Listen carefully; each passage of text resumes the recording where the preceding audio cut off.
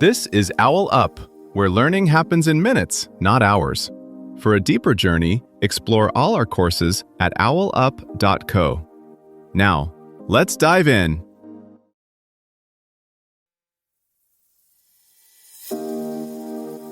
Welcome back to Fix It Yourself, where we're building your home repair confidence one chapter at a time. This is Chapter 2, and today we're talking about the tools that'll become your new best friends. We're covering the must-have basics that can handle about 80% of the repairs you'll face around the house, so you're not standing in the hardware store wondering what the heck you actually need. Let's get into it. A single screwdriver and a decent hammer can save you a service call that costs more than a basic toolbox. You're halfway through hanging a shelf, a screw strips, the wall's a mess, now what? Today we'll explore why just a dozen smart tools can quietly rescue moments like this. That shelf disaster? It usually doesn't happen because you aren't handy. It happens because you're missing one quiet hero in the toolbox chain. Maybe you can't find a tape measure, so you eyeball the spacing. Or you skip a level, assuming the naked eye is good enough. One small compromise turns into extra holes in the wall and a project you don't want to repeat.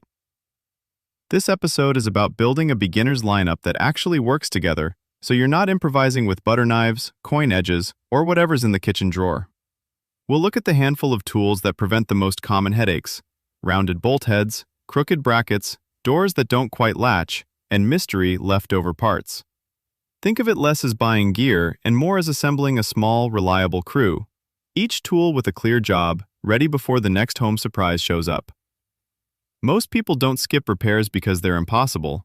They skip them because the tools feel mysterious and the stakes feel high. Tighten the wrong thing, hit the wrong spot, and suddenly you're Googling emergency rates. So here, instead of handing you a shopping list, we'll walk through what each tool actually unlocks. The stuck window that glides again, the wobbly chair that stops complaining, the cabinet door that finally lines up. Think of each piece you add like learning one new brush in a paint set. Simple by itself, but together they let you draw almost any small fix around your home. Let's start with the piece most people skip: pliers. A single good pair of combination pliers quietly solves a lot of "I can't get a grip on this" moments. Think pulling a nail that didn't quite come out, twisting picture wire tighter, or pinching a stubborn metal tab back into place. Add needle nose pliers, and suddenly you can reach into the back of a cabinet to rescue a dropped nut, or bend a tiny bracket without dismantling everything. Next up, an adjustable wrench. This isn't about becoming your own plumber overnight. It's about not being stuck when a bolt, nut, or hose connection needs just a quarter turn more or less. Tighten the wobbly leg on a bed frame, snug a loose hose under the sink, or loosen a rusted fastener after you've given it a little penetrating oil. The key is learning snug, then stop, instead of crank until it squeaks. Hex keys, Allen keys, are the secret language of flat-pack furniture and a lot of home tech. Keep a small set in both metric and imperial sizes. When a chair starts to sway or a drawer handle feels loose, odds are good there's a hidden hex screw waiting for a quick tune-up. Use the short end for leverage, the long end for speed, and always match the size exactly so you don't round the socket. A utility knife doesn't sound glamorous, but it's one of the highest leverage tools you'll own. Break down boxes, score caulk before removal, trim vinyl flooring, open sealed paint cans at the seam instead of prying. The trick is a sharp, controlled blade and cutting away from your supporting hand, not toward it. Now to the cordless drill driver, the workhorse that tempts people into trouble.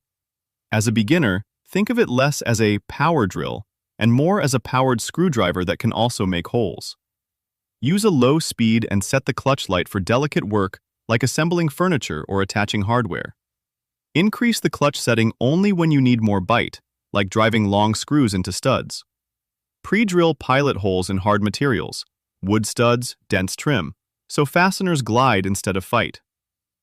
Finally, thread all of this through one quiet constant: safety glasses.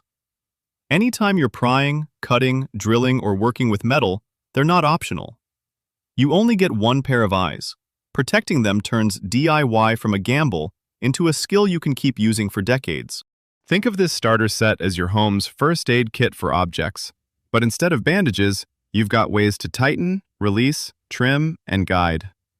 A loose towel bar isn't a renovation project. It's usually one hidden fastener that's given up. The right pair of pliers and a hex key turn it into a 5-minute fix.